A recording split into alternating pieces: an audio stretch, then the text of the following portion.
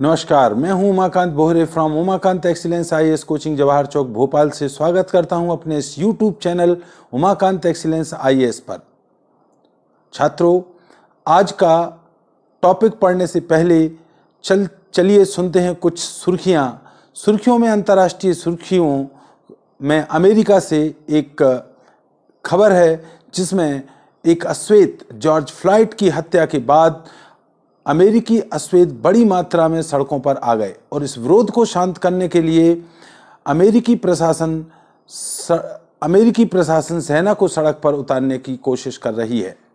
वहीं पर कोरोना का एक नया हॉट स्पॉट बना है दक्षिण अमेरिका का एक देश, नाम है ब्राजील, जिसमें अब कोविड-19 के मरीजों की संख्या बढ़कर 5 लाख हो गई है और मरने वालों की संख्या 30,000 क्रॉस कर चुकी है।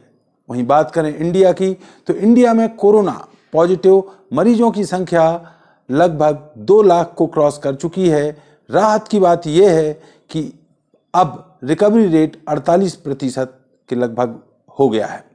मध्य प्रदेश में कोरोना पॉजिटिव मरीजों की संख्या 8,000 क्रॉस कर चुकी है। डिजास्टर, एक प्रकृति से आने वाली मुसीबत, जहां दक्षिण पूर्व से अभी हाल ही में एक अम्पन नाम का समुद्री तूफान आया था जिसने पश्चिम बंगाल और उड़ीसा को मुसीबत में डाला था। वहीं अब दक्षिण पश्चिम से एक और समुद्री तूफान दस्तक दे रहा है जिससे गुजरात और महाराष्ट्र बुरी तरह से प्रभावित होने की आशंका जताई जा रही है। और ऋतु परिवर्तन जैसा चल रहा है उसमें 20 जून तक मध्य प्रदेश में भी अब मानसून आ जाएगा और बारिश में नई समस्याएं, नई चुनौतियां अब दस्तक दे रही हैं। चलिए, ये थी आज की सुर्खियां और अब आज का जो टॉपिक हम लेने जा रहे हैं वो हमारे पिछले वीडियो द मून से कनेक्टेड है और हमारे दैनिक जीवन में भी उपयोगी है। आज का टॉपिक है पंचांग। पंचांग बेसिकली चंद्र मास पर आधारित है। पिछले वीडियो में मैंने आपको चंद्र मास के बारे में बताया था। पंचांग 5 अंगों का एक समूह है, इसलिए इसे पंचांग कहा जाता है। इस पंचांग का विकास प्राचीन काल में आर्यभट्ट, वराहमिहिर और भास्कराचार्य जैसे विद्वानों ने किया था। ये पंचांग सूर्य और नक्षत्रों के सिद्धांतों पर आधारित है। वास्तव में पंचांग में सूर्य, चंद्रमा, पृथ्वी और नक्षत्र, इनकी स्थिति, दूरी और गति का मापन किया जाता है। पंचांग के 5 अंग होते हैं। ये 5 अंग जो है वो एक तिथि है, दूसरा वार, फिर नक्षत्र, योग और करण। इनको हम एक एक करके अब आपको बताएंगे। पंचांग 3 प्रकार के होते हैं। एक जो चंद्रमास पर आधारित है, दूसरा नक्षत्र पर आधारित है, तीसरा सूर्य पर आधारित है। अब हम आपको इसके बारे में बताना शुरू करें उसके पहले जरा आप चंद्रमास को समझें। चंद्रमास वह अवधि है जब चंद्रमा अपने अक्ष पर एक राउंड कंप्लीट कर लेती है और ये 29 दिन 12 घंटे 44 मिनट का होता है। ये 1 महीना होता है और ऐसे ही 12 महीने एक चंद्र ईयर कहलाते हैं। जो 12 महीने हिंदी पंचांग संवद में लिए गए हैं, हिंदू पंचांग में, वो इस प्रकार हैं। चैत्र मार्च का महीना है, वैशाख अप्रैल, ज्येष्ठ मई, आषाढ़ जून, श्रावण जुलाई, भाद्र अगस्त, अश्विन सितंबर, कार्तिक अक्टूबर, मार्गशीर्ष नवंबर, पौष दिसंबर, माघ जनवरी और फागुन फरवरी। इस तरह से आप हिंदी महीनों का पहला मंथ होता है चैत्र, जो 21 और 22 मार्च को प्रारंभ होता है, और अंतिम महीना होता है फागुन का, जो फरवरी में आता है। इस तरह से ये 12 महीने होते हैं हिंदी महीने में। ये 12 महीनों में 6 ऋतुएं बताई गई हैं हिंदी महीनों के अनुसार, और ये केवल जानकारी के लिए हैं। ये 6 ऋतुएं जो हैं वो हैं, एक बसंत ऋतु है जो मार्च और अप्रैल में आती है, उसके बाद ग्रीष्म ऋतु है जो मई जून में आती है, फिर वर्षा है जो जुलाई अगस्त का है, फिर शरद सितंबर अक्टूबर का है, और फिर हेमंत है नवंबर और दिसंबर में, और शिशिर जो अत्यंत कड़ाके की ठंड पड़ती है ये जनवरी और फरवरी का महीना है।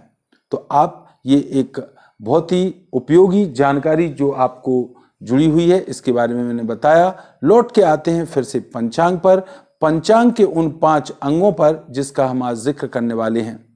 सबसे पहले ये 5 अंगों में पहला आता है तिथि। तिथि का अर्थ होता है दिन। पंचांग के अनुसार एक दिन में 19 से 24 घंटे तक होते हैं। थोड़ा मामला अलग है। एक चंद्रमास में 30 तिथियां बताई गई हैं। ये जो तिथियां हैं ये आपके पूर्व ज्ञान पर आधारित हैं। एक आप देखिए, ये सूर्य ग्रहण है। सूर्य ग्रहण से लेकर के और चंद्र ग्रहण तक जब पूर्णिमा पड़ती है, अमावस्या से पूर्णिमा तक के बीच में ये 14 दिन होते हैं, और पूर्णिमा का दिन सहित 15वां दिन होगा। इसे न्यू मून कहा जाता है, इसे फुल मून कहा जाता है, अमावस्या और पूर्णिमा को। अब यहां आप देखें तो अमावस्या से धीरे धीरे चंद्रमा की आकृति बड़ी होती जाती है। इसे शुक्ल पक्ष कहा जाता है, क्योंकि इससे जो दिन है या जो रोशनी है वो ज्यादा होने लगती है, इसलिए इसे शुक्ल पक्ष कहा जाता है। और पंचांग में इसे सुदी कहा जाता है। सुदी मतलब शुद्ध है, अर्थात सारे मांगलिक कार्य इसी में होते हैं। इसे पवित्र माना जाता है। धीरे धीरे चंद्रमा की आकृति बढ़ते हुए पूर्णिमा पे फुल मून हो जाता है। ये 14 + 15 दिन होते हैं। ये एक पक्ष हो गया जो शुक्ल पक्ष है। अब जब पूर्णिमा के बाद में जब चंद्रमा का आकार घटना शुरू होता है, धीरे धीरे जो रोशनी है वो कम होने लगती है। इसे कृष्ण पक्ष कहा जाता है। ये अपवित्र माना गया है और इसे बदी कहा जाता है। इसमें मांगलिक कार्य नहीं होते। ये भी 14 दिन का होता है, और फिर 15वां ये अमावस्या का दिन आ जाता है। इस तरह से तिथियां कुल मिला के 30 होती हैं, और प्रतिपदा से लेकर के 14 तिथियां तक होती हैं। पहली तिथि को प्रतिपदा कहा गया है, फिर गिनती के अनुसार 14 तक ये तिथियां आपकी जाती हैं। इसके बाद बात करते हैं वार की। वार जो हमारे कैलेंडर में दिए गए हैं, 7 वार बताए गए हैं। ये 7 वार क्यों हैं?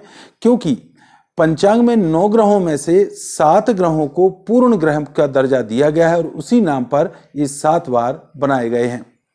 इसके अलावा फिर आ जाते हैं नक्षत्र। नक्षत्र क्या है? नक्षत्र अंतरिक्ष में बनी हुई तारों की विशेष आकृतियां हैं जिन्हें नक्षत्र कहा जाता है। नक्षत्र की संख्या 27 मानी गई है।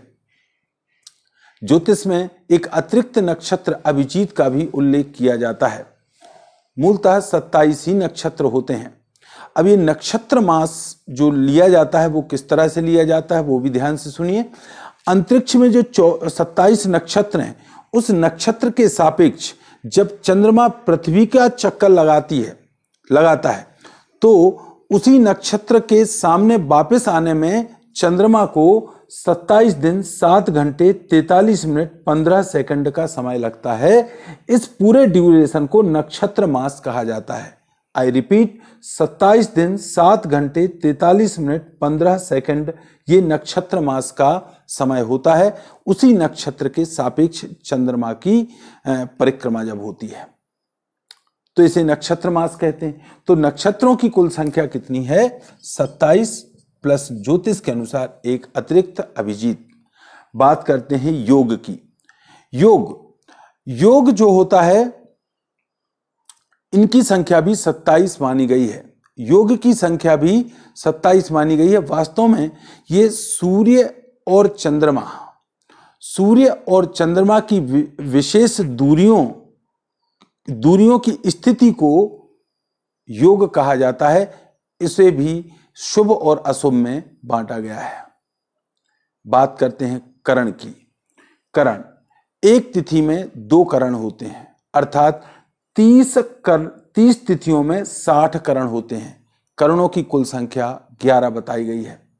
तो इन पांचों स्थितियों को देखकर ही शुभ और अशुभ घड़ी या किसी जातक के जन्म और उसकी जन्म के समय ग्रह नक्षत्रों की स्थिति आदि का वर्णन करके भविष्यवाणियां की जाती हैं।